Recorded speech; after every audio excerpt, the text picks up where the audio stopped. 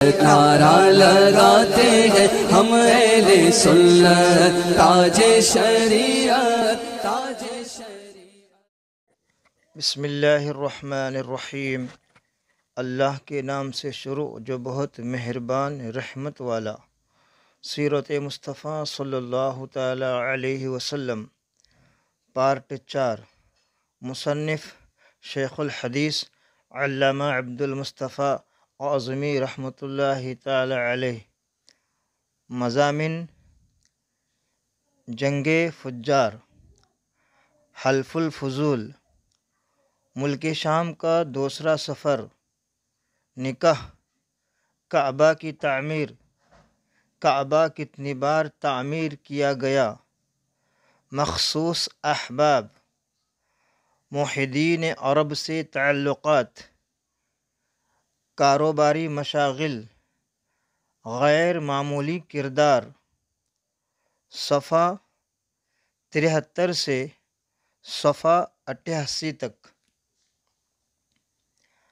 سوالات: باب تیسرا، صلی اللہ علی النبی الامی وآلہ صلی اللہ علیہ وسلم، صلاۃ و سلاما علیک یا رسول اللہ۔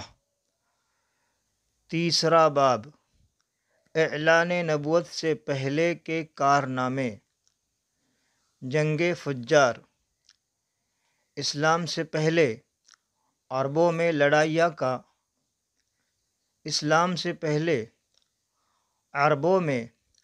لڑائیوں کا ایک طویل سلسلہ جاری رہتا۔ انہی لڑائیوں میں سے ایک مشہور لڑائی جنگ فجار کے نام سے مشہور ہے۔ عرب کے لوگ ذو القعدہ، ذی الحجہ، محرم اور رجب، ان 4 مہینوں کا بے حد احترام کرتے تھے اور ان مہینوں میں لڑائی کرنے کو گناہ جانتے تھے، یہاں تک کہ عام طور پر ان مہینوں میں لوگ تلواروں کو نیام میں رکھ دیتے اور نیزوں کی برچیاں اتار لیتے تھے، مگر اس کے باوجود کبھی کبھی کچھ ایسے ہنگامی حالات درپیش ہو گئے کہ مجبوراً ان مہینوں میں بھی لڑائیاں کرنی پڑے تو ان لڑائیوں کو اہل عرب حروب فجار، گناہ کی لڑائیاں کہتے تھے۔ سب سے آخری جنگ فجار جو قریش اور قیس کے قبیلوں کے درمیان ہوئی، اس وقت آقا کون و مکہ صلی اللہ تعالی علیہ وسلم کی عمر شریف 20 برس کی تھی۔ چونکہ قریش اس جنگ میں حق پر تھے، اس لیے ابو طالب وغیرہ اپنے چچاؤں کے ساتھ آپ نے بھی اس جنگ میں شرکت فرمائی، مگر کسی پر ہتھیار نہ اٹھایا، صرف اتنا ہی کیا کہ اپنے چچاؤں کو تیر اٹھا اٹھا کر دیتے رہے۔ اس لڑائی میں پہلے قیس پھر قریش غالب آئے اور آخرکار صلح پر اس لڑائی کا خاتمہ ہو گیا۔ سیرت ابن ہشام، جلد 2، صفحہ 186۔ حلف الفضول۔ روز روز کی لڑائیوں سے عرب کے سینکڑوں گھرانے برباد ہو گئے تھے۔ ہر طرف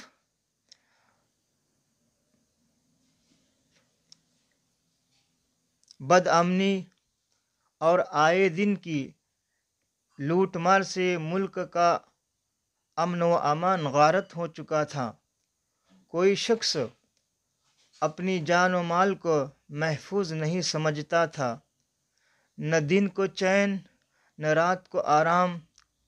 اس وحشت ناک صورتحال سے تنگ آ کر کچھ صلح پسند لوگوں نے جنگ فجار کے خاتمہ کے بعد ایک اصلاحی تحریک چلائی۔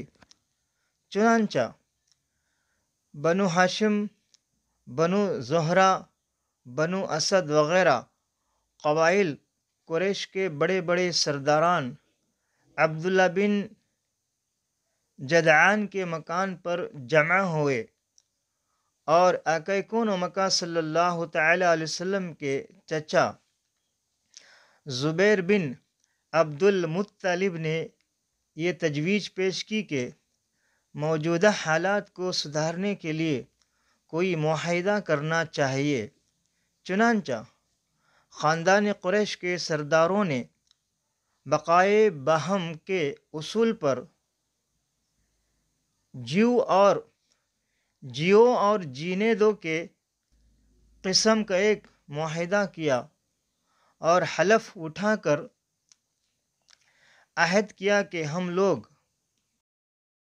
نمبر 1 ملک سے بے امنی دور کریں گے، نمبر 2 مسافروں کی حفاظت کریں گے، نمبر 3 غریبوں کی امداد کرتے رہیں گے، نمبر 4 مظلوم کی حمایت کریں گے، نمبر 5 کسی ظالم یا غاصب کو مکہ میں نہیں رہنے دیں گے۔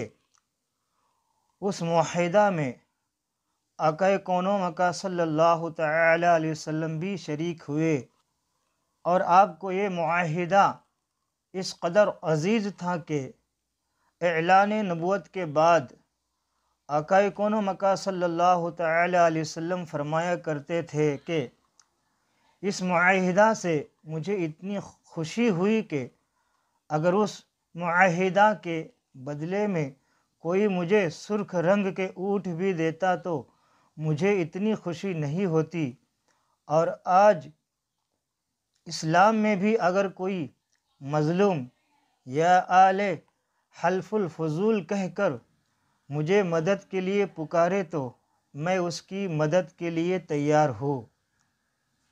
اس تاریخی معاہدہ کو حلف الفضول اس لیے کہتے ہیں کہ قریش کے اس معاہدہ سے بہت پہلے مکہ میں قبیلہ جرہم کے سرداروں کے درمیان بھی بالکل ایسا ہی ایک معاہدہ ہوا تھا، اور چونکہ قبیلہ جرہم کے وہ لوگ جو اس معاہدہ کے محرک تھے ان سب لوگوں کا نام فضل تھا، یعنی فضل بن حارث اور فضل بن وداع اور فضل بن فضالہ، اس لیے اس معاہدہ کا نام حلف الفضول رکھ دیا گیا، یعنی ان چند آدمیوں کا معاہدہ جن کے نام فضل تھے۔ سیرت ابن ہشام جلد اول صفحہ 134۔ ملک شام کا دوسرا سفر۔ جب نبی کونین صلی اللہ تعالی علیہ وسلم کی عمر شریف تقریباً 25 سال کی ہوئی تو آپ کی امانت و صداقت کا چرچا دور دور تک پہنچ چکا تھا۔ حضرت خدیجہ رضی اللہ تعالی عنہا مکہ کی ایک بہت ہی مالدار عورت تھے، ان کے شوہر کا انتقال ہو چکا تھا۔ ان کو ضرورت تھی کہ کوئی امانت دار آدمی مل جائے تو اس کے ساتھ اپنی تجارت کا مال و سامان ملک شام بھیجے۔ چنانچہ ان کی نظر انتخاب نے اس کام کے لیے نبی کونین صلی اللہ تعالی علیہ وسلم کو منتخب کیا اور کہلا بھیجا کہ نبی کونین صلی اللہ تعالی علیہ وسلم میرا مالی تجارت لے کر ملک شام جائے، جو معاوضہ میں دوسروں کو دیتی ہوں آقا کون و مکہ صلی اللہ تعالی علیہ وسلم کی امانت و دیانت داری کی بنا پر میں آپ کو اس کا دوگنا دوگی، یعنی ڈبل حصہ دے دو گی۔ آقا کون و مکہ صلی اللہ تعالی علیہ وسلم نے ان کی درخواست منظور فرما لی اور تجارت کا مال و سامان لے کر ملک شام کو روانہ ہو گئے۔ اس سفر میں حضرت خدیجہ رضی اللہ تعالی عنہ کے اپنے ایک معتمد یعنی بھروسے والے غلام میسرہ کو بھی نبی کونین صلی اللہ تعالی علیہ وسلم کے ساتھ روانہ کر دیا تاکہ وہ آپ کی خدمت کرتا رہے۔ جب آقا کون و مکان صلی اللہ تعالی علیہ وسلم ملک شام کے مشہور شہر بصرہ کے بازار میں پہنچے تو وہاں نستورہ راہب کی خانقاہ کے قریب ٹھہرے۔ نستورہ میسرہ کو بہت پہلے سے جانتا پہچانتا تھا۔ فخر صادق صلی اللہ تعالی علیہ وسلم کی صورت دیکھتے ہی نستورہ میسرہ کے پاس آیا اور دریافت کیا کہ اے میسرہ، یہ کون شخص ہے جو اس درخت کے نیچے اتر پڑے ہے؟ میسرہ نے جواب دیا کہ یہ مکہ کے رہنے والے ہیں اور خاندان بنو ہاشم کے چشم و چراغ ہے۔ ان کا نام محمد اور لقب امین ہے صلی اللہ تعالی علیہ وسلم۔ نستورہ نے کہا کہ سوائے نبی کے اس درخت کے نیچے آج تک کبھی کوئی نہیں اترا، اس لیے مجھے یقین کامل ہے کہ نبی آخر الزماں یہی ہے، کیونکہ آخری نبی کی تمام نشانیاں جو میں نے توریت اور انجیل میں پڑھی ہے وہ سب میں ان میں دیکھ رہا ہوں۔ کاش میں اس وقت زندہ رہتا جب یہ اپنی نبوت کا اعلان کریں گے تو میں ان کی بھرپور مدد کرتا اور پوری جان نثاری کے ساتھ ان کی خدمت گزاری میں اپنی تمام عمر گزار دیتا۔ اے میسرہ، میں تم کو نصیحت اور وصیت کرتا ہوں کہ خبردار، ایک لمحہ کے لیے بھی تم ان سے جدا نہ ہونا اور انتہائی خلوص و عقیدت کے ساتھ ان کی خدمت کرتے رہنا، کیونکہ اللہ تعالیٰ نے ان کو خاتم النبیین ہونے کا شرف عطا فرمایا ہے۔ فخر صادق صلی اللہ تعالی علیہ وسلم بصرہ کے بازار میں بہت جلد تجارت کا مال فروخت کر کے مکہ مکرمہ واپس آ گئے۔ واپسی میں جب آپ کا قافلہ شہر مکہ میں داخل ہونے لگا تو حضرت بی بی خدیجہ رضی اللہ تعالی عنہ ایک بالا خانے پر بیٹھی ہوئی قافلہ کی آمد کا منظر دیکھ رہی تھے۔ جب ان کی نظر فخر صادق صلی اللہ تعالی علیہ وسلم پر پڑھی تو انہیں ایسا نظر آیا کہ دو فرشتے آقا کون و مکان صلی اللہ تعالی علیہ وسلم کے سر پر دھوپ سے سایہ کیے ہوئے ہے۔ حضرت خدیجہ رضی اللہ تعالی عنہ کے قلب پر اس نورانی منظر کا یعنی دل پر اس نورانی منظر کا ایک خاص اثر ہوا اور وہ فرت عقیدت سے انتہائی والیانہ محبت کے ساتھ یہ حسین جلوہ دیکھتی رہے۔ پھر اپنے غلام میسرہ سے انہوں نے کئی دن کے بعد اس کا ذکر کیا تو میسرہ نے بتایا کہ میں تو پورے سفر میں یہی منظر دیکھتا رہا ہوں، اور اس کے علاوہ میں نے بہت سی عجیب و غریب باتوں کا مشاہدہ کیا ہے۔ پھر میسرہ نے نستورہ راہب کی گفتگو اور اس کی عقیدت و محبت کا تذکرہ بھی کیا۔ یہ سن کر حضرت بی بی خدیجہ رضی اللہ تعالی عنہ کو آپ سے بے پناہ قلبی تعلق اور بے حد عقیدت و محبت ہو گئی، اور یہاں تک ان کا دل جھک گیا کہ انہیں آقا کون و مکان صلی اللہ تعالی علیہ وسلم سے نکاح کی رغبت ہو گئی۔ مدارج النبوہ جلد 2 صفحہ 27۔ نکاح۔ حضرت بی بی خدیجہ رضی اللہ تعالی عنہ مال و دولت کے ساتھ انتہائی شریف اور عفت مآب خاتون تھے۔ اہل مکہ ان کی پاک دامنی اور پارسائی کی وجہ سے ان کو طاہرہ یعنی پاک باز کہا کرتے تھے۔ ان کی عمر 40 سال کی ہو چکی تھی۔ پہلے ان کا نکاح ابو حالہ بن زرارہ تیمیمی سے ہوا تھا اور ان سے 2 لڑکے ہند بن ابو حالہ اور ابو حالہ بن ابو حالہ پیدا ہو چکے تھے۔ پھر ابو حالہ کے انتقال کے بعد حضرت خدیجہ رضی اللہ تعالی عنہا نے دوسرا نکاح عتیق بن عابد مخزومی سے کیا۔ ان سے بھی 2 اولاد ہوئی، ایک لڑکا عبداللہ بن عتیق اور ایک لڑکی ہند بنت عتیق۔ حضرت خدیجہ رضی اللہ تعالی عنہ کے دوسرے شوہر عتیق کا بھی انتقال ہو چکا تھا۔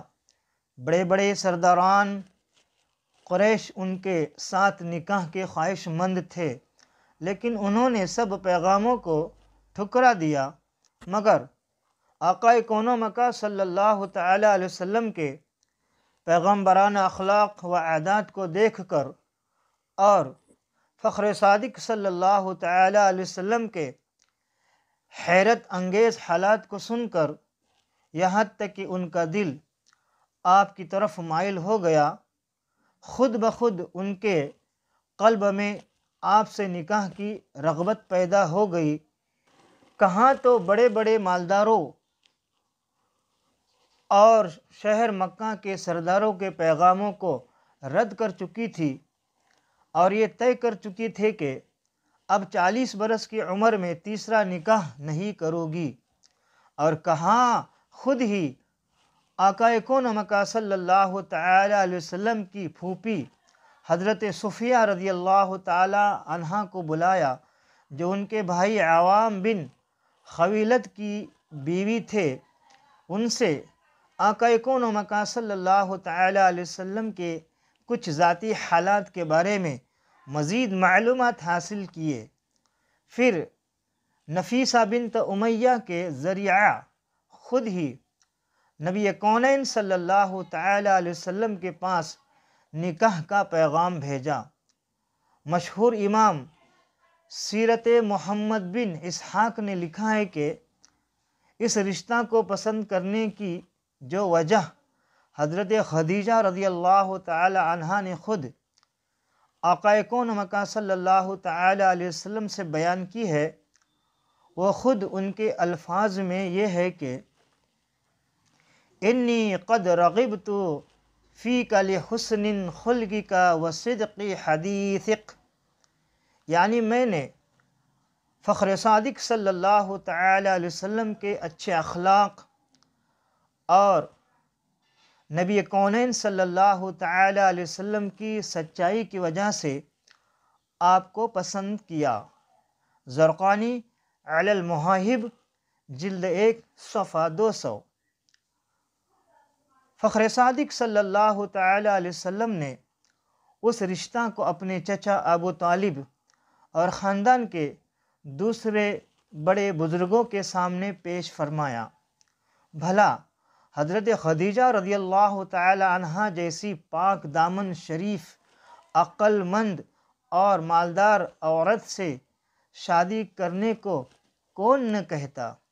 سارے خاندان والوں نے نہایت خوشی کے ساتھ اس رشتہ کو منظور کر لیا اور نکاح کی تاریخ مقرر ہوئی، اور آقا کون و مکہ صلی اللہ تعالی علیہ وسلم حضرت حمزہ رضی اللہ تعالی عنہ اور ابو طالب وغیرہ اپنے چچاؤں اور خاندان کے دوسرے افراد اور شرفا بنی ہاشم و سرداران مضر کو اپنی بارات میں لے کر حضرت بی بی خدیجہ رضی اللہ تعالی عنہ کے مکان پر تشریف لے گئے اور نکاح ہوا۔ اس نکاح کے وقت ابو طالب نے نہایت ہی فصیح و بلیغ خطبہ پڑھا۔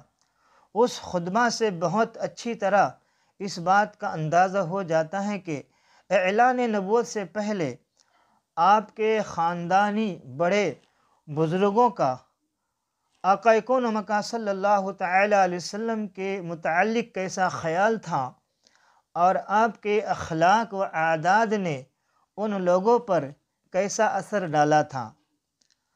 ابو طالب کے اس خطبہ کا ترجمہ یہ ہے: تمام تعریفیں اس خدا کے لیے ہے جس نے ہم لوگوں کو حضرت ابراہیم علیہ السلام کی نسل اور حضرت اسماعیل علیہ السلام کی اولاد میں بنایا، اور ہم کو معد اور مضر کے خاندان میں پیدا فرمایا، اور اپنے گھر کعبہ کا نگہبان اور اپنے حرم کا منتظم بنایا، اور ہم کو علم و حکمت والا گھر اور امن والا حرم عطا فرمایا، اور ہم کو لوگوں پر حاکم بنایا۔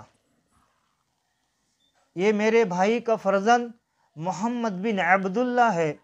یہ ایک ایسا جوان ہے کہ قریش کے جس شخص کا بھی اس کے ساتھ موازنہ کیا جائے یہ اس سے ہر شان میں بڑا ہوا ہی رہے گا۔ ہاں، مال اس کے پاس کم ہے، لیکن مال تو ایک ڈھلتی ہوئی چھاؤ اور عدل بدل ہونے والی چیز ہے۔ اما بعد، میرا بھتیجا محمد صلی اللہ تعالی علیہ وسلم وہ شخص ہے جس کے ساتھ میری قرابت اور میری قربت و محبت کو تم لوگ اچھی طرح جانتے ہوں۔ وہ خدیجہ بنت خویلد رضی اللہ تعالی عنہا سے نکاح کرتا ہے اور میرے مال میں سے 20 اونٹ مہر مقرر کرتا ہے، اور اس کا مستقبل بہت ہی تابناک، عظیم الشان اور جلیل القدر ہے۔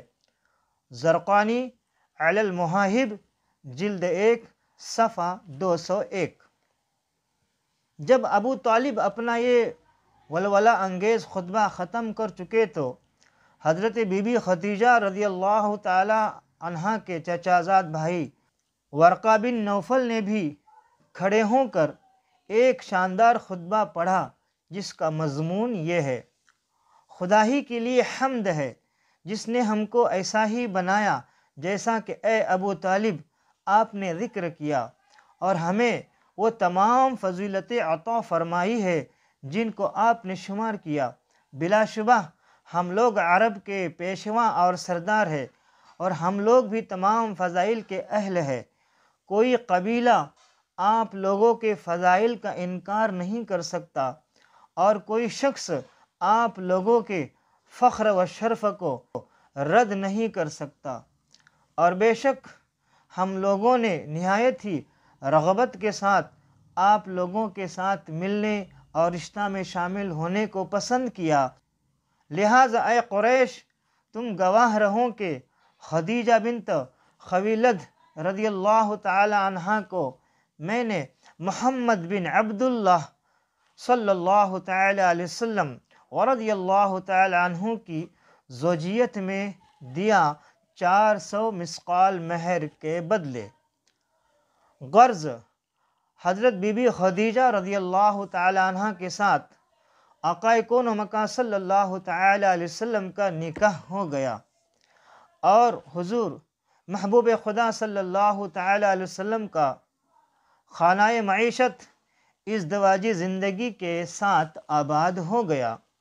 حضرت بی بی خدیجہ رضی اللہ تعالی عنہ تقریباً 25 برس تک آقا کون و مکان صلی اللہ تعالی علیہ وسلم کی خدمت کرتے رہے، اور ان کی زندگی میں آقا کون و مکان صلی اللہ تعالی علیہ وسلم نے کوئی دوسرا نکاح نہیں فرمایا، اور فخر صادق صلی اللہ تعالی علیہ وسلم کے ایک فرزند حضرت ابراہیم رضی اللہ تعالی عنہ کے سوا باقی آقا کون و مکان صلی اللہ تعالی علیہ وسلم کی تمام اولاد حضرت خدیجہ رضی اللہ تعالی عنہا ہی کے بطن سے پیدا ہوئی، جس کا تفصیلی بیان آگے آئے گا، اور بریلوی سنی سامعین کو سننے کا شرف حاصل ہوگا۔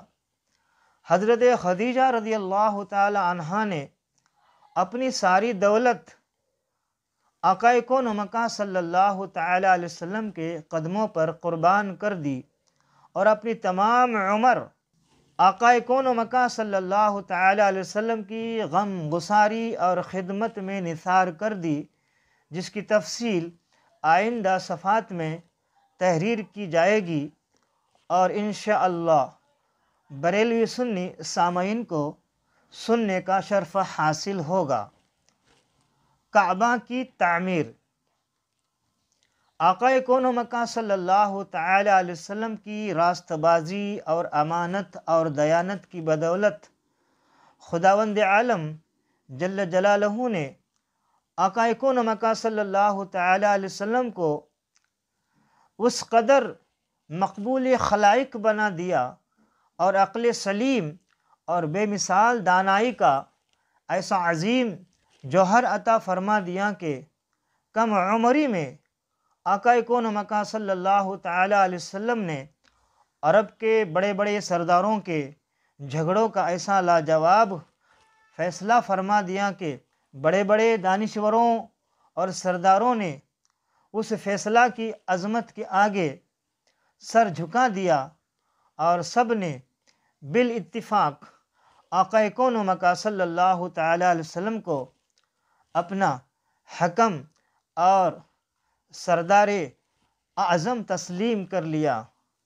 چنانچہ اس قسم کا ایک واقعہ تعمیر کعبہ کے وقت پیش آیا، جس کی تفصیل یہ ہے کہ جب آقا کون و مکان صلی اللہ تعالی علیہ وسلم کی عمر شریف 35 برس کی ہوئی تو زوردار بارش سے حرم کعبہ میں ایسا عظیم سیلاب آ گیا کہ کعبہ کی عمارت بالکل ہی منہدم ہو گئی اور حضرت ابراہیم و حضرت اسماعیل علیہم السلام کا بنایا ہوا کعبہ بہت پرانا ہو چکا تھا۔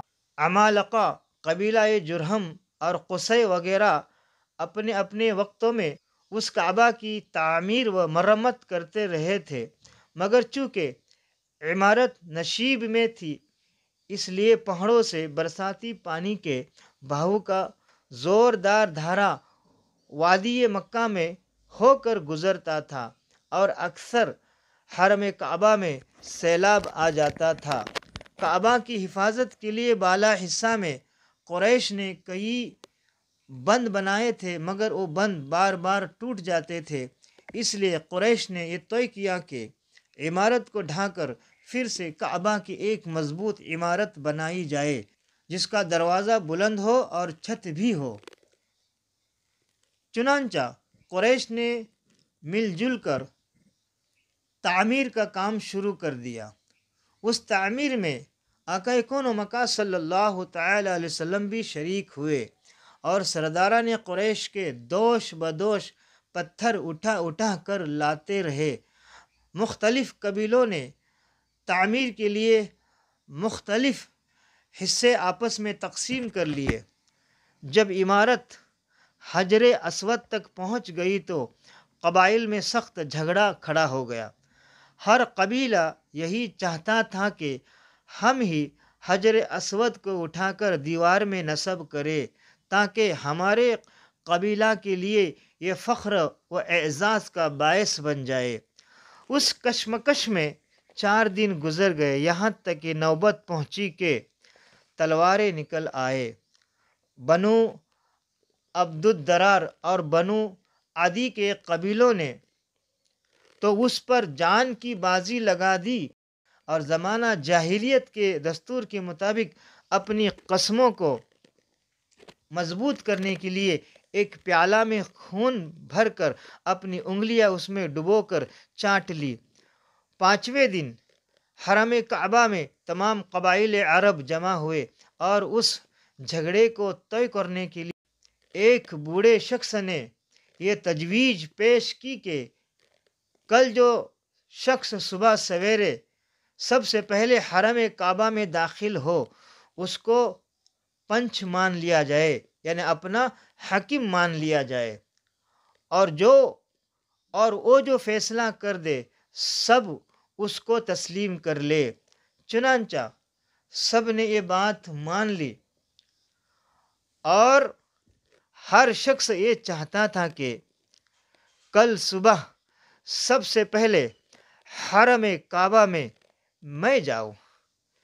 رات بھر لوگ کروٹیں بدلتے رہے اور حرم کعبہ میں سب سے پہلے پہنچنے کی کوشش کرتے رہے، مگر کیا کرے، جس کے تقدیر کا یہ حصہ تھا وہی سب سے پہلے پہنچ گئے۔ حرم کعبہ میں پہنچنے کا سب سے پہلا حصہ کس کے نصیب میں آیا؟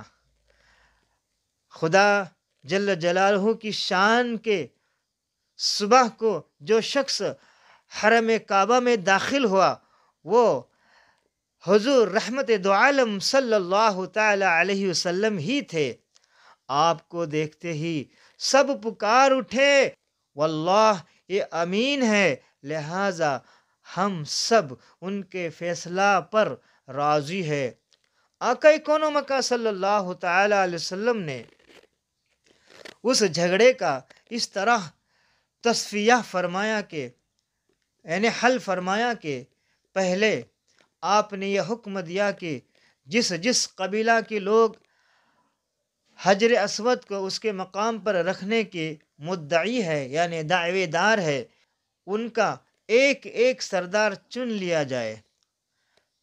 چنانچہ ہر قبیلہ والوں نے اپنا اپنا سردار چن لیا۔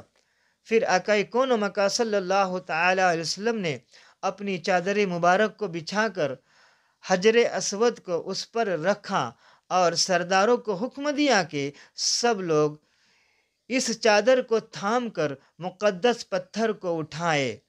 چنانچہ سب سرداروں نے چادر کو اٹھایا، اور جب حجر اسود اپنے مقام تک پہنچ گیا تو آقا کون و مکہ صلی اللہ تعالی علیہ وسلم نے اپنے مبارک ہاتھوں سے اس مقدس پتھر کو اٹھا کر اس کی جگہ پر رکھ دیا۔ اس طرح ایک ایسی خون ریز لڑائی ٹل گئی جس کے نتیجہ میں نہ معلوم کتنا خون خرابہ ہوتا۔ سیرت ابن ہشام جلد 1 صفحہ 196 تا صفحہ 197۔ خانہ کعبہ کی عمارت بن گئی، لیکن تعمیر کے لیے جو سامان جمع کیا گیا تھا وہ کم پڑ گیا، اس لیے ایک طرف کا کچھ حصہ باہر چھوڑ کر نئی بنیاد قائم کر کے چھوٹا سا کعبہ بنا لیا گیا۔ کعبہ معظمہ کا یہی حصہ جس کو قریش نے عمارت سے باہر چھوڑ دیا حاطم کہلاتا ہے، جس میں کعبہ معظمہ کی چھت کا پر نالا گرتا ہے۔ کعبہ کتنی بار تعمیر کیا گیا؟ حضرت علامہ جلال الدین سیوطی رحمۃ اللہ تعالی علیہ نے تاریخ مکہ میں تحریر فرمایا ہے کہ خانہ کعبہ 10 مرتبہ تعمیر کیا گیا۔ نمبر 1، سب سے پہلے فرشتوں نے ٹھیک بیت المعمور کے سامنے زمین پر خانہ کعبہ کو بنایا۔ نمبر 2، پھر حضرت آدم علیہ السلام نے اس کی تعمیر فرمائی۔ نمبر 3، اس کے بعد حضرت آدم علیہ السلام کے فرزندوں نے اس عمارت کو بنایا۔ نمبر 4، اس کے بعد حضرت ابراہیم خلیل اللہ اور ان کے فرزند ارجمند حضرت اسماعیل علیہ السلام نے اس مقدس گھر کو تعمیر کیا جس کا تذکرہ قرآن مجید میں ہے۔ نمبر 5، قوم عمالقہ کی عمارت۔ نمبر 6، اس کے بعد قبیلہ جرہم نے اس کی عمارت بنائی۔ نمبر 7، قریش کے موروں سے اعلیٰ قصی بن کلاب کی تعمیر۔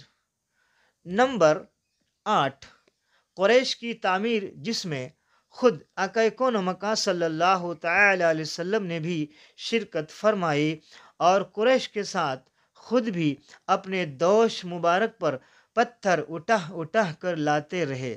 نمبر 9، حضرت عبداللہ بن زبیر رضی اللہ تعالی عنہ نے اپنے دور خلافت میں آقا کون و مکہ صلی اللہ تعالی علیہ وسلم کے تجویز کردہ نقشہ کے مطابق تعمیر کیا، یعنی حاتم کی زمین کو کعبہ میں داخل کر دیا۔ اور دروازہ سطح زمین کے برابر نیچا رکھا، اور ایک دروازہ مشرق کی جانب اور ایک دروازہ مغرب کی سمت بنایا۔ نمبر 10، عبد الملک بن مروان اموی کے ظالم گورنر حجاج بن یوسف ثقفی نے حضرت عبداللہ بن زبیر رضی اللہ تعالی عنہ کو شہید کر دیا اور ان کے بنائے ہوئے کعبہ کو ڈھا دیا، اور پھر زمانہ جاہلیت کے نقشے کے مطابق کعبہ بنا دیا جو آج تک موجود ہے۔ لیکن حضرت علامہ حلبی رحمۃ اللہ تعالی علیہ نے اپنی سیرت میں لکھا ہے کہ نئے سرے سے کعبہ کی تعمیر جدید صرف 3 ہی مرتبہ ہوئی ہے۔ نمبر 1، حضرت ابراہیم خلیل اللہ علیہ السلام کی تعمیر۔ زمانہ جاہلیت میں قریش کی عمارت اور ان دونوں تعمیروں میں 2735 برس کا فاصلہ ہے۔ نمبر 3، حضرت عبداللہ بن زبیر رضی اللہ تعالیٰ عنہ کی تعمیر، جو قریش کی تعمیر کے 82 سال بعد ہوئی۔ حضرت ملائکہ اور حضرت آدم علیہ السلام اور ان کے فرزندوں کی تعمیر کے بارے میں علامہ حلبی رحمۃ اللہ تعالی علیہ نے فرمایا کہ یہ صحیح روایتوں سے ثابت ہی نہیں ہے۔ باقی تعمیروں کے بارے میں انہوں نے لکھا کہ یہ عمارت میں معمولی ترمیم یا ٹوٹ پھوٹ کی مرمت تھی، تعمیر جدید نہیں تھی۔ واللہ تعالی اعلم۔ حاشیہ بخاری جلد 1 صفحہ 215، باب فضل مکہ۔ مخصوص احباب۔ اعلان نبوت سے قبل یعنی پہلے جو لوگ آقا کون و مکان صلی اللہ تعالی علیہ وسلم کے مخصوص احباب و رفقا تھے یعنی ساتھی تھے، وہ سب نہایت ہی بلند اخلاق، عالی مرتبہ، ہوش مند اور باوقار لوگ تھے۔ ان میں سب سے زیادہ مقرب حضرت ابوبکر رضی اللہ تعالی عنہ تھے، جو برسوں آقا کون و مکان صلی اللہ تعالی علیہ وسلم کے ساتھ وطن اور سفر میں رہے، اور تجارت نیز دوسرے کاروباری معاملات میں ہمیشہ آقا کون و مکان صلی اللہ تعالی علیہ وسلم کے شریک کار و رازدار رہے۔ اسی طرح حضرت خدیجہ رضی اللہ تعالی عنہا کے چچا زاد بھائی حضرت حکیم بن حزام رضی اللہ تعالی عنہ، جو قریش کے نہایت ہی معزز رئیس تھے اور جن کا ایک خصوصی شرف یہ ہے کہ ان کی ولادت خانہ کعبہ کے اندر ہوئی تھی، یہ بھی آقا کون و مکان صلی اللہ تعالی علیہ وسلم کے مخصوص احباب میں خصوصی امتیاز رکھتے تھے۔ حضرت ضماد بن ثعلبہ رضی اللہ تعالی عنہ، جو زمانہ جاہلیت میں طبابت اور جراحی کا پیشہ کرتے تھے، یہ بھی احباب خاص میں سے تھے۔ آقا کون و مکان صلی اللہ تعالی علیہ وسلم کے اعلان نبوت کے بعد یہ اپنے گاؤں سے مکہ آئے تو کفار قریش کی زبانی یہ پروپیگنڈا سنا کہ محمد صلی اللہ تعالی علیہ وسلم مجنون ہو گئے ہیں۔ پھر یہ دیکھا کہ آقا کون و مکان صلی اللہ تعالی علیہ وسلم راستے پر تشریف لے جا رہے ہیں، اور آقا کون و مکان صلی اللہ تعالی علیہ وسلم کے پیچھے لڑکوں کا ایک گول ہے جو شور مچا رہا ہے۔ یہ دیکھ کر حضرت ضماد بن ثعلبہ رضی اللہ تعالی عنہ کو کچھ شبہ پیدا ہوا، اور وہ پرانی دوستی کے بنا پر ان کو انتہائی رنج و قلق ہوا۔ چنانچہ آقا کون و مکان صلی اللہ تعالی علیہ وسلم کے پاس آیا اور کہنے لگے کہ اے محمد صلی اللہ تعالی علیہ وسلم، میں طبیب ہوں اور جنون کا علاج کر سکتا ہوں۔ یہ سن کر آقا کون و مکان صلی اللہ تعالی علیہ وسلم نے خدا جل جلالہ کی حمد و ثنا کے بعد چند جملے ارشاد فرمائے، جن کا حضرت ضماد بن ثعلبہ رضی اللہ تعالی عنہ کے قلب پر اتنا گہرا اثر پڑا کہ وہ فوراً ہی مشرف اسلام ہو گئے۔ مشکوات باب علامت النبوہ صفحہ 225 و مسلم جلد اول صفحہ 285 کتاب الجمعہ۔ حضرت قیس بن صعیب مخزومی رضی اللہ تعالیٰ عنہ تجارت کے کاروبار میں آقا کون و مکہ صلی اللہ تعالیٰ علیہ وسلم کے شریک کار رہا کرتے تھے۔ آقا کون و مکہ صلی اللہ تعالیٰ علیہ وسلم کے شریک کار رہا کرتے تھے اور آقا کون و مکہ صلی اللہ تعالیٰ علیہ وسلم کے گہرے دوستوں میں سے تھے۔ کہا کرتے تھے کہ حضور اکرم صلی اللہ تعالیٰ علیہ وسلم کا معاملہ اپنی تجارتی شرکا کے ساتھ ہمیشہ نہایت ہی صاف ستھرا رہتا تھا اور کبھی کوئی جھگڑا پیش نہیں آتا تھا۔ استیعاب جلد 2 صفحہ 537۔ موحدین عرب کے تعلقات۔ عرب میں اگرچہ ہر طرف شرک پھیل گیا تھا اور گھر گھر میں بت پرستی کا چرچا تھا، مگر اس ماحول میں بھی کچھ ایسے لوگ تھے جو توحید کے پرستار اور شرک و بت پرستی سے بیزار تھے۔ انہی خوش نصیبوں میں زید بن عمرو بن نفیل ہے۔ یہ علل اعلان شرک و بت پرستی سے انکار اور جاہلیت کی شرمناک رسموں سے نفرت کا اظہار کرتے تھے۔ یہ حضرت عمر فاروق رضی اللہ تعالیٰ عنہ کے چچا زاد بھائی ہے۔ شرک و بت پرستی کے خلاف اعلان مذمت کی بنا پر ان کا چچا خطاب بن نفیل ان کو بہت زیادہ تکلیفیں دیا کرتا تھا، یہاں تک کہ ان کو مکہ سے شہر بدر کر دیا تھا اور ان کو مکہ میں داخل نہیں ہونے دیتا تھا، مگر یہ ہزاروں ایذاؤں کے باوجود عقیدہ توحید پر پہاڑ کی طرح ڈٹے ہوئے تھے۔ چنانچہ آپ کے 2 شعر بہت مشہور ہیں جن کو یہ مشرکین کے میلوں اور مجمعوں میں بآواز بلند سنایا کرتے تھے۔ اَرَبًّا وَاحِدًا ام الف رب ادین اذا تقسمت الامور ترکت اللات والعزى جميعا كذلك يفعل الرجل البصیر، یعنی کیا میں ایک رب کی اطاعت کروں یا 1000 رب کی؟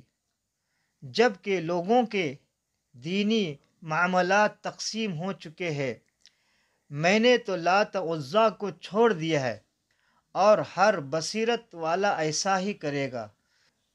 سیرت ابن ہشام جلد اول صفحہ 226۔ یہ مشرکین کے دین سے متنفر ہو کر دین حق کی تلاش میں ملک شام چلے گئے تھے۔ وہاں ایک یہودی عالم سے ملے، پھر ایک نصرانی پادری سے ملاقات کی، اور جب آپ نے یہودی و نصرانی دین کو قبول نہیں کیا تو ان دونوں نے دین حنیف کی طرف آپ کی رہنمائی کی، جو حضرت ابراہیم خلیل اللہ علیہ السلام کا دین تھا، اور ان دونوں نے یہ بھی بتایا کہ حضرت ابراہیم علیہ السلام نہ یہودی تھے نہ نصرانی، اور وہ ایک خدائے واحد کے سوا کسی کی عبادت نہیں کرتے تھے۔ یہ سن کر زید بن عمرو بن نفیل ملک شام سے مکہ واپس آ گئے اور ہاتھ اٹھا کر مکہ میں بلند آواز یہ کہا کرتے تھے کہ اے لوگوں، گواہ رہو کہ میں حضرت ابراہیم علیہ السلام کے دین پر ہوں۔ سیرت ابن ہشام جلد اول صفحہ 225۔ اعلان نبوت سے پہلے آقا کون و مکہ صلی اللہ تعالی علیہ وسلم کے ساتھ زید بن عمرو بن نفیل کو بڑا خاص تعلق تھا، اور کبھی کبھی ملاقاتیں بھی ہوتی رہتی تھے۔ چنانچہ حضرت عبداللہ بن عمر رضی اللہ تعالی عنہما راوی ہے کہ ایک مرتبہ وحی نازل ہونے سے پہلے آقا کون و مکہ صلی اللہ تعالی علیہ وسلم مقام بلدہ کی ترائی میں زید بن عمرو بن نفیل سے ملاقات ہوئی، تو انہوں نے آقا کون و مکہ صلی اللہ تعالی علیہ وسلم کے سامنے دسترخوان پر کھانا پیش کیا۔ نبی کونین صلی اللہ تعالی علیہ وسلم نے کھانے سے انکار کر دیا تو زید بن عمرو بن نفیل کہنے لگے کہ میں بتوں کے نام پر ذبح کیے ہوئے جانوروں کا گوشت نہیں کھاتا، میں صرف وہی ذبیحہ کھاتا ہوں جو اللہ تعالیٰ کے نام پر ذبح کیا گیا ہوں۔ پھر قریش کے ذبیحوں کی برائی بیان کرنے لگے اور قریش کو مخاطب کر کے کہنے لگے کہ بکری کو اللہ تعالیٰ نے پیدا فرمایا ہے اور اللہ تعالیٰ نے اس کے لیے آسمان سے پانی برسایا اور زمین سے گھاس اگائی، پھر اے قریش تم بکری کو اللہ کے غیر بتوں کے نام پر ذبح کرتے ہو۔ حضرت آسمہ بنت ابو بکر رضی اللہ تعالی عنہما کہتی ہیں کہ میں نے زید بن عمرو بن نفیل کو دیکھا کہ وہ خانہ کعبہ سے ٹیک لگائے ہوئے کہتے تھے کہ اے جماعت قریش، خدا کی قسم میرے سوا تم میں سے کوئی بھی حضرت ابراہیم علیہ السلام کے دین پر نہیں ہے۔ بخاری شریف جلد اول باب حدیث زید بن عمرو بن نفیل صفحہ 540۔ کاروباری مشاغل۔ آقا کون و مکہ صلی اللہ تعالی علیہ وسلم کا اصل خاندانی پیشہ تجارت تھا۔ چونکہ آقا کون و مکہ صلی اللہ تعالی علیہ وسلم بچپن ہی میں ابو طالب کے ساتھ کئی بار تجارتی سفر فرما چکے تھے، جس سے آقا کون و مکہ صلی اللہ تعالی علیہ وسلم کو تجارتی لین دین کا کافی تجربہ بھی حاصل ہو چکا تھا۔ اس لیے ذریعہ معاش کے لیے آقا کون و مکہ صلی اللہ تعالی علیہ وسلم نے تجارت کا پیشہ اختیار فرمایا اور تجارت کی غرض سے شام و بصرہ و یمن کا سفر فرمایا، اور ایسی راست بازی اور امانت و دیانت کے ساتھ آقا کون و مکہ صلی اللہ تعالی علیہ وسلم نے تجارتی کاروبار کیا کہ آپ کے شرکائے کار اور تمام اہل بازار آقا کون و مکہ صلی اللہ تعالی علیہ وسلم کو امین کے لقب سے پکارنے لگے۔ ایک کامیاب تاجر کے لیے امانت، سچائی و ادا کی پابندی خوش اخلاقی تجارت کی جان ہے۔ ان خصوصیات میں مکہ کے تاجر آمین صلی اللہ تعالی علیہ وسلم نے جو تاریخی شاہکار پیش کیا ہے، اس کی مثال تاریخ عالم میں نادر روزگار ہے۔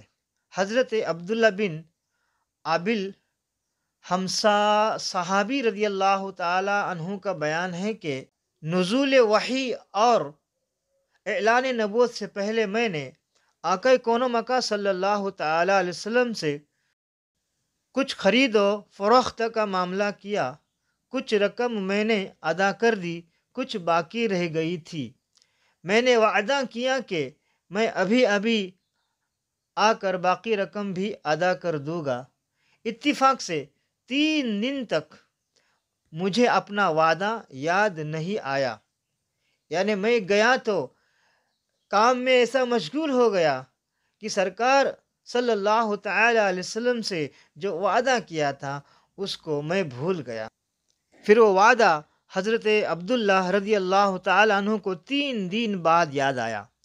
تیسرے دن جب میں اس جگہ پہنچا جہاں میں نے آنے کا وعدہ کیا تھا تو آقا کون و مکہ صلی اللہ تعالی علیہ وسلم کو اسی جگہ منتظر پایا، مگر میری اس وعدہ خلافی سے آقا کون و مکہ صلی اللہ تعالی علیہ وسلم کے ماتح پر ایک ذرا بل نہیں آیا، بس صرف اتنا ہی فرمایا کہ تم کہاں تھے، میں اس مقام پر 3 دن سے تمہارا انتظار کر رہا ہوں۔ سنن ابو داؤد جلد 2 صفحہ 334 باب فی العدہ مجتبائی۔ اسی طرح ایک صحابی حضرت صہیب رضی اللہ تعالی عنہ جب مسلمان ہو کر بارگاہ رسالت میں حاضر ہوئے تو لوگ ان کی تعریف کرنے لگے، تو رسول اللہ صلی اللہ تعالی علیہ وسلم نے فرمایا کہ میں انہیں تمہاری نسبت زیادہ جانتا ہوں۔ حضرت صہیب رضی اللہ تعالیٰ عنہ کہتے ہیں کہ میں عرض گزار ہوا، میرے ماں باپ آقا کون و مکہ صلی اللہ تعالی علیہ وسلم پر فدا ہو، آپ نے سچ فرمایا۔ اعلان نبوت سے پہلے آقا کون و مکہ صلی اللہ تعالی علیہ وسلم میرے شریک تجارت تھے، اور کیا ہی اچھے شریک تھے۔ آپ نے کبھی لڑائی جھگڑا نہیں کیا۔ سنن ابو داؤد جلد 2 صفحہ 317۔ غیر معمولی کردار۔ آقا کون و مکہ صلی اللہ تعالی علیہ وسلم کا زمانہ طفولیت یعنی بچپن کا زمانہ ختم ہوا اور جوانی کا زمانہ آیا، تو بچپن کی طرح آقا کون و مکہ صلی اللہ تعالی علیہ وسلم کی جوانی بھی عام لوگوں سے نرالی تھی۔ آقا کون و مکہ صلی اللہ تعالی علیہ وسلم کا شباب مجسم حیا اور چال چلن عصمت و وقار کا کامل نمونہ تھا، اور اعلان نبوت سے قبل آقا کون و مکہ صلی اللہ تعالی علیہ وسلم کی تمام زندگی بہترین اخلاق و عادات کا خزانہ تھی۔ سچائی، دیانتداری، وفاداری، عہد کی پابندی، بزرگوں کی عظمت، چھوٹوں پر شفقت، رشتہ داروں سے محبت، رحم و سخاوت، قوم کی خدمت، دوستوں سے ہمدردی، عزیزوں کی غمخواری، غریبوں اور مفلسوں کی خیرگیری، دشمنوں کے ساتھ نیک برتاؤ، مخلوق کے خدا کی خیر خواہی، غرض تمام نیک خصلتوں اور اچھی باتوں میں آقا کون و مکہ صلی اللہ تعالی علیہ وسلم اتنی بلند منزل پر پہنچے ہوئے تھے کہ دنیا کے بڑے بڑے انسانوں کے لیے وہاں تک رسائی تو کیا، اس کا تصور بھی ممکن نہیں ہے۔ کم بولنا، فضول باتوں سے نفرت کرنا، خندہ پیشانی اور خوش روئی کے ساتھ دوستوں اور دشمنوں سے ملنا، ہر معاملہ میں سادگی اور صفائی کے ساتھ بات کرنا آقا کون و مکہ صلی اللہ تعالی علیہ وسلم کا خاص شیوا تھا۔ حرص، طمع، دغا، فریب، جھوٹ، شراب خوری، بدکاری، ناچ گانا، لوٹ مار، چوری، فحش گوئی اور عشق بازی، یہ تمام بری عادتیں اور مذموم خصلتیں جو زمانہ جاہلیت میں گویا ہر بچے کے خمیر میں ہوتی تھے، آقا کون و مکہ صلی اللہ تعالی علیہ وسلم کی ذات گرامی ان تمام عیوب و نقائص سے پاک صاف رہی۔ آقا کون و مکہ صلی اللہ تعالی علیہ وسلم کی راست بازی اور امانت و دیانت کا پورے عرب میں شہرا تھا، اور مکہ کے ہر چھوٹے بڑے کے دلوں میں آقا کون و مکہ صلی اللہ تعالی علیہ وسلم کے برگزیدہ اخلاق، اعتبار اور سب کی نظروں میں آقا کون و مکہ صلی اللہ تعالی علیہ وسلم ایک خاص وقار تھا۔ بچپن سے تقریباً 40 برس کی عمر شریف ہو گئی، لیکن زمانہ جاہلیت کے ماحول میں رہنے کے باوجود تمام مشرکانہ رسوم اور جاہلانہ اطوار سے ہمیشہ آقا کون و مکہ صلی اللہ تعالی علیہ وسلم کا دامن عصمت پاک ہی رہا۔ مکہ شرک و بت پرستی کا سب سے بڑا مرکز تھا۔ خود خانہ کعبہ میں 360 بتوں کی پوجا ہوتی تھی۔ آقا کون و مکہ صلی اللہ تعالی علیہ وسلم کے خاندان والے ہی کعبہ کے متولی اور سجادہ نشین تھے، لیکن اس کے باوجود آقا کون و مکہ صلی اللہ تعالی علیہ وسلم نے کبھی بھی بتوں کے آگے سر نہیں جھکایا۔ غرض نزول وحی اور اعلان نبوت سے پہلے بھی آقا کون و مکہ صلی اللہ تعالی علیہ وسلم کی مقدس زندگی، اخلاق حسن اور محسن افعال کا مجسمہ اور تمام عیوب و نقائص سے پاک و صاف ہی رہی۔ چنانچہ اعلان نبوت کے بعد آقا کون و مکہ صلی اللہ تعالی علیہ وسلم کے دشمنوں نے انتہائی کوشش کی کہ کوئی ادنا سا عیب یا ذرا سی خلاف تہذیب کوئی بات آقا کونین صلی اللہ تعالی علیہ وسلم کی زندگی کے کسی دور میں بھی مل جائے تو اس کو اچھال کر آقا کون و مکہ صلی اللہ تعالی علیہ وسلم کے وقار پر حملہ کر کے لوگوں کی نگاہوں میں آپ کو ذلیل و خوار کر دے۔ لیکن تاریخ گواہ ہے کہ ہزاروں دشمن سوچتے سوچتے تھک گئے، لیکن کوئی ایک واقعہ بھی ایسا نہیں مل سکا جس سے وہ آقا کون و مکہ صلی اللہ تعالی علیہ وسلم پر انگشت نمائی کر سکے، یعنی الزام لگا سکے، انگلی اٹھا سکے۔ لہٰذا ہر انسان اس حقیقت کے اعتراف پر مجبور ہے کہ بلا شبہ حضور نبی کونین صلی اللہ تعالی علیہ وسلم کا کردار انسانیت کا ایک ایسا محیر العقول و غیر معمولی کردار ہے جو نبی کونین صلی اللہ تعالی علیہ وسلم کی سوا کسی دوسرے کے لیے ممکن ہی نہیں ہے۔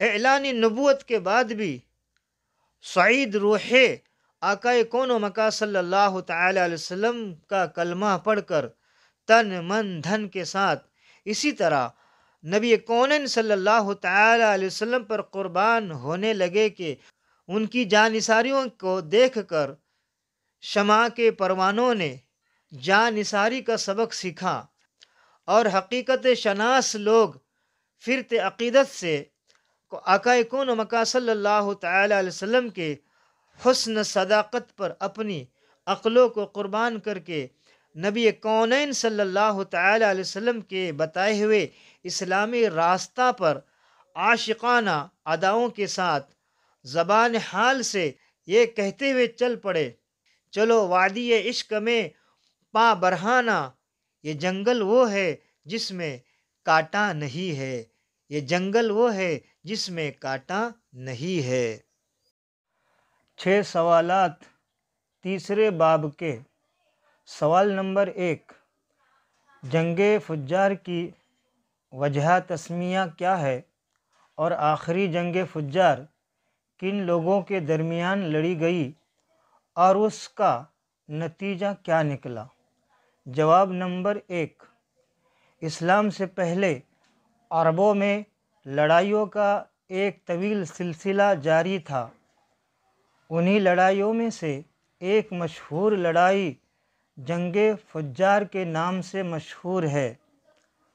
سب سے آخری جنگ فجار جو قریش اور قیس کے قبیلوں کے درمیان ہوئی، اس آخری جنگ فجار میں سرور کون و مکہ صلی اللہ تعالی علیہ وسلم بھی شریک تھے۔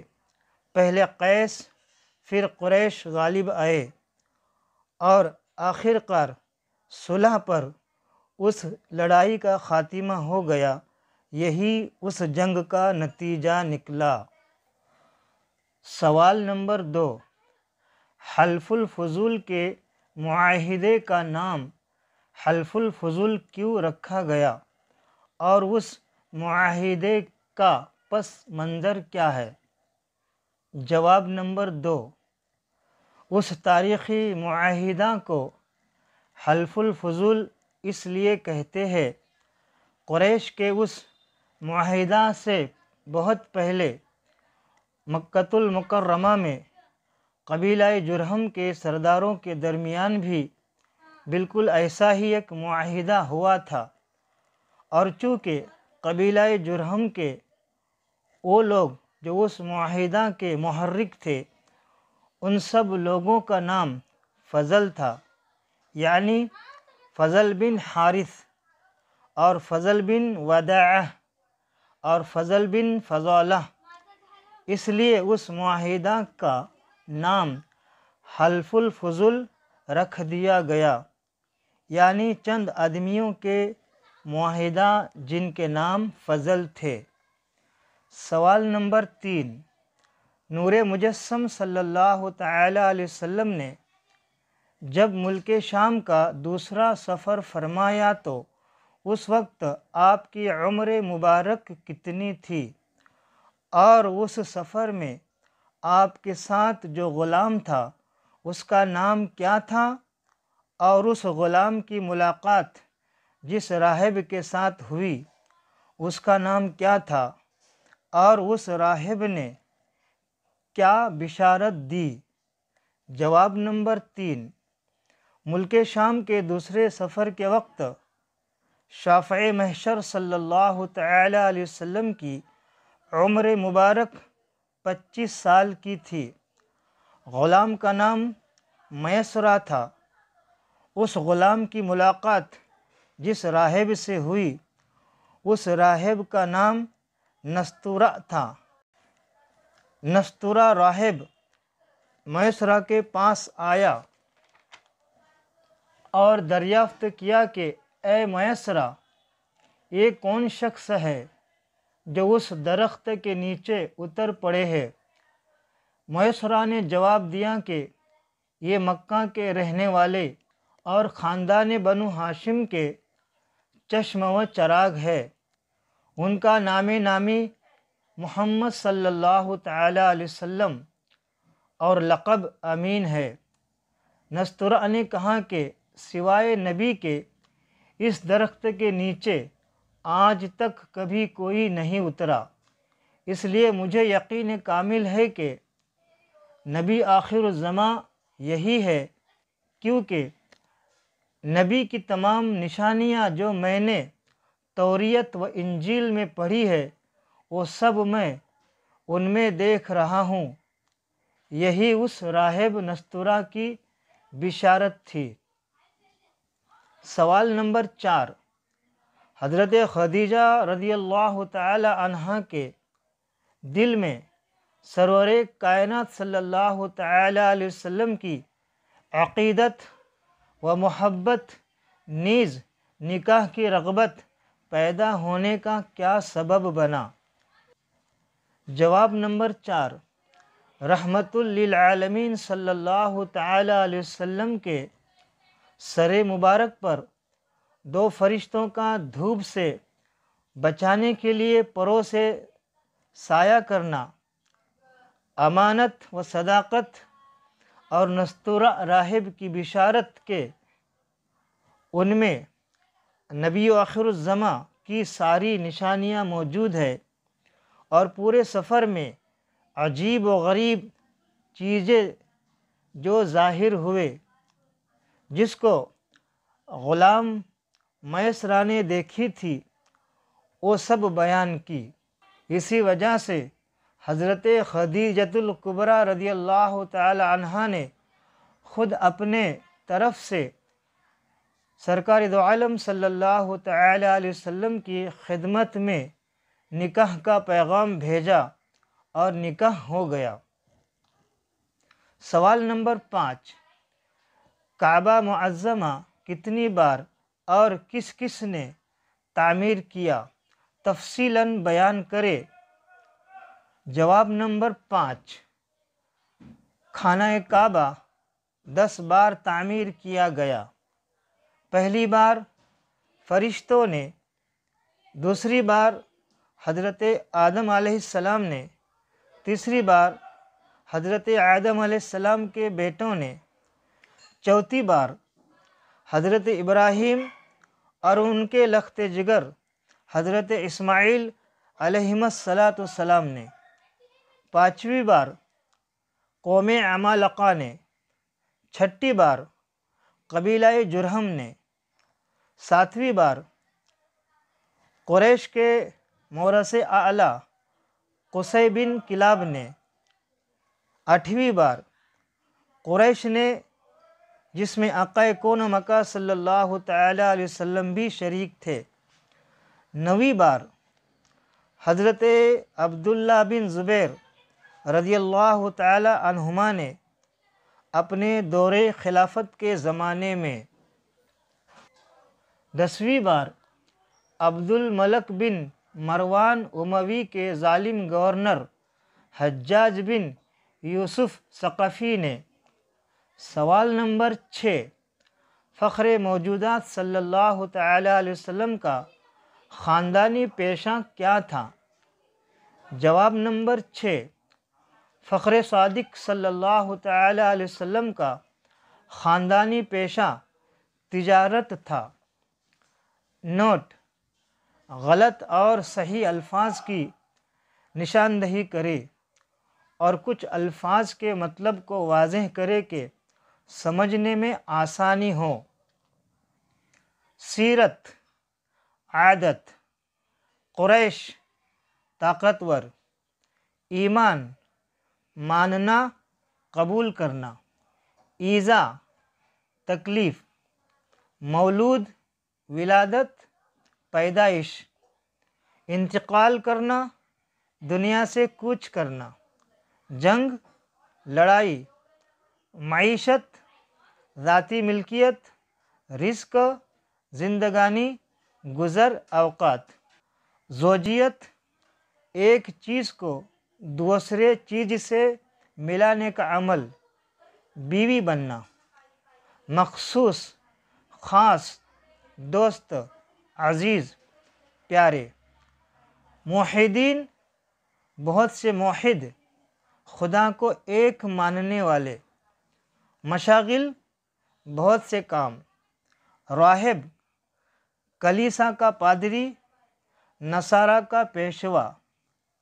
غلط اور صحیح الفاظ: زمانہ فطرت صحیح الفاظ، زمانہ فطرت غلط الفاظ۔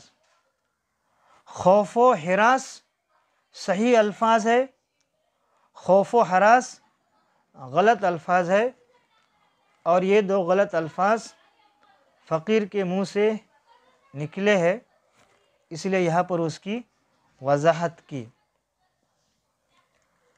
سیرت مصطفیٰ صلی اللہ تعالی علیہ وسلم کے پارٹ 3 میں سورہ رحمان کی پہلی آیت کا ترجمہ ریکارڈ نہیں ہوا، اس لیے پھر سے یہاں پڑھا گیا ہے۔ بسم اللہ الرحمن الرحیم، اللہ کے نام سے شروع جو بہت مہربان رحم والا۔ الرحمن علم القرآن خلق الانسان علمہ البیان۔ رحمان نے اپنے محبوب کو قرآن سکھایا، انسانیت کی جان محمد کو پیدا کیا، ما کانا وما یکون کا بیان انہیں سکھایا۔ جل جلالہ وصلی اللہ تعالی علیہ وسلم۔ سورہ رحمان، ترجمہ کنز الایمان، آیت 1 تا 4۔ اللہم صلی علی سیدنا و مولانا محمد معدن الجود والکرم وآلہ وبارک وسلم صلاة و سلاما علیک یا رسول اللہ۔